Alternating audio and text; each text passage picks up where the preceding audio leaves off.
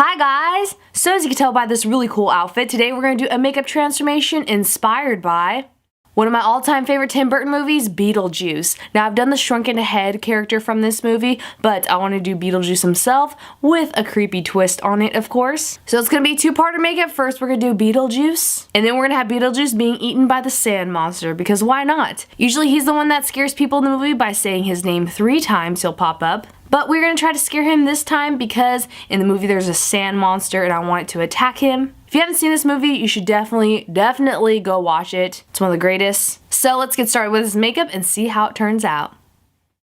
Now first of all, we need to do something to our head. You can have the Beetlejuice wig and put it all the way back to the very end of your hairline. Or you could do what I'm going to do to be very specific to the character and do a bald cap because he has a very huge receding hairline. Sorry Beetlejuice, but you do. So I'm just going to start by prepping my hair for the bald cap, do a low ponytail, spraying some water down, slick that back, and then put the weird head sleeve called a bald cap on your head. I'm using a plastic bald cap. They come in plastic or rubber latex. You can make them yourself, but I decided to buy one just to save some time, and I'm going to cut the edges of it. Now the reason why this is an option to do is because putting on bald caps is not an easy task. It takes a lot of patience to make sure your edges are clean and nice and you glue them down to your skin, and you can rip all the baby hairs out of your head and really have a tough time at it. It's literally one of my most least favorite things about doing special effects makeup other than life casting. I don't mind life casting other people, but if you life cast me, that's terrifying to me. This bald cap kind of looks like Hannibal Lecter just took actual human skin and put it on my head. I know it's really creepy, but this bald cap kind of creeps me out. I got a really expensive one that was really realistic because I really wanted the edges of this to be nice and clean. Once the edges of that bald cap are cut to the shape of your head, you're going to take it off, slick back your hair again, put it back on, and start gluing it down.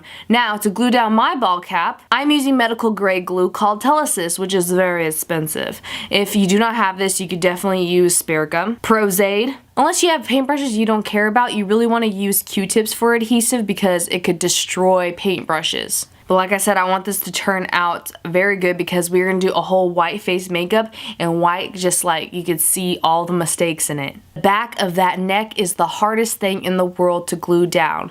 I'm also using some alcohol to make the edges go down nicely onto my skin, 99%. And once your bald cap is securely on your head, you can check if your edges are lifting, and if they are, you could use liquid latex with a stippling sponge, or what I'm using here with the spatula is Bondo, which is more expensive. Now I'm just using some cream white paint. I'm just using this one for Ben Nye and painting it all over that bald cap. You want something creamy and thick so that it covers your actual hair color that's showing underneath the bald cap. Get every inch of that bald cap material, even around and behind the ears. We kind of start looking like an alien or Fester from the Addams Family, especially when we get our white aqua paint. I am leaving circles around the eyes where your eye sockets would be because we are going to paint that black, and if you paint it white first, it might mix with the black to make it gray, and we don't want that. I'm starting off with a paintbrush, but what I would really suggest to apply this white aqua paint is a damp makeup sponge. Just gives more even layers. Make sure to get your mouth and inside and around your ears and down your neck.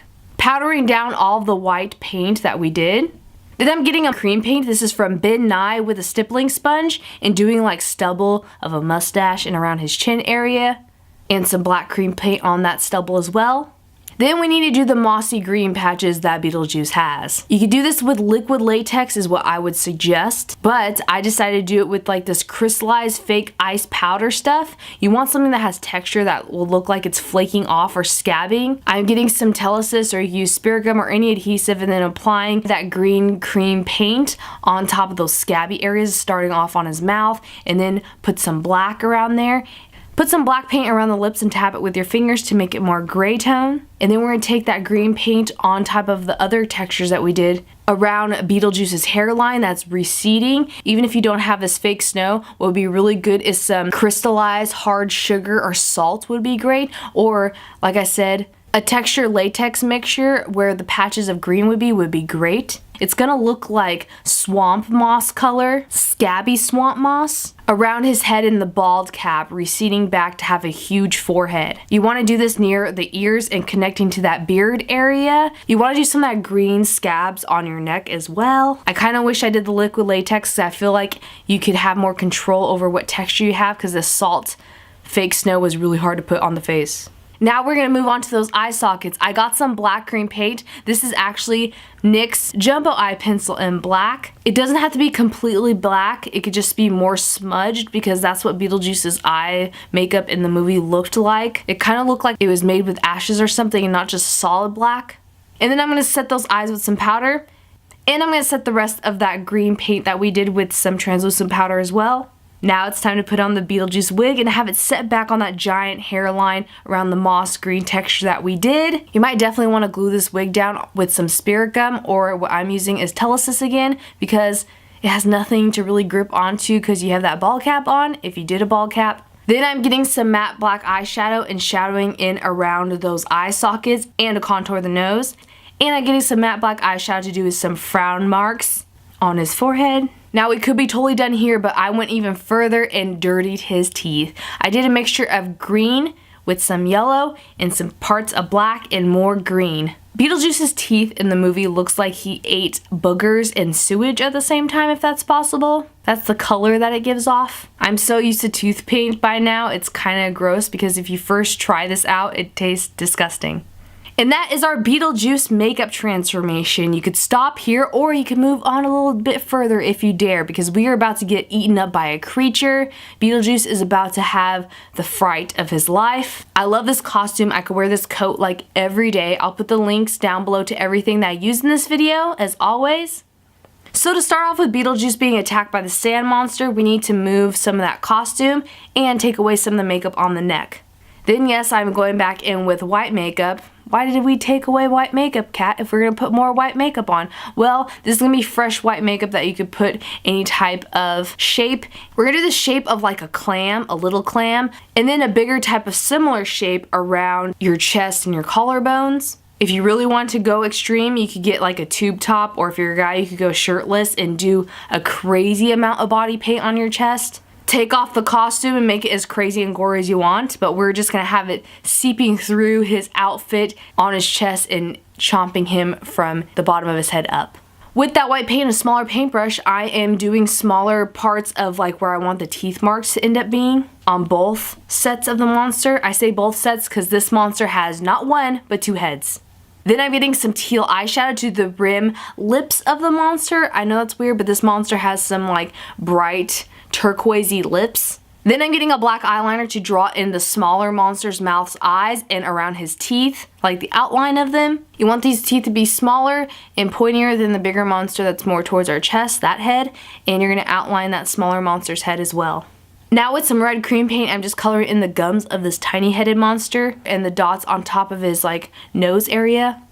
Then I'm getting some black matte eyeshadow and doing some shadowing. This kind of reminds me of the plant monster from Little Shop of Horrors. Feed me, Seymour. I love that movie as well. Now with that black matte eyeshadow, I'm doing details of the teeth. If you don't want to do this with black matte eyeshadow because it's really tough to do and you need more like a very good hand to do that, you use black eyeliner, liquid, gel, pencil, anything. That's a lot easier than doing it with black eyeshadow.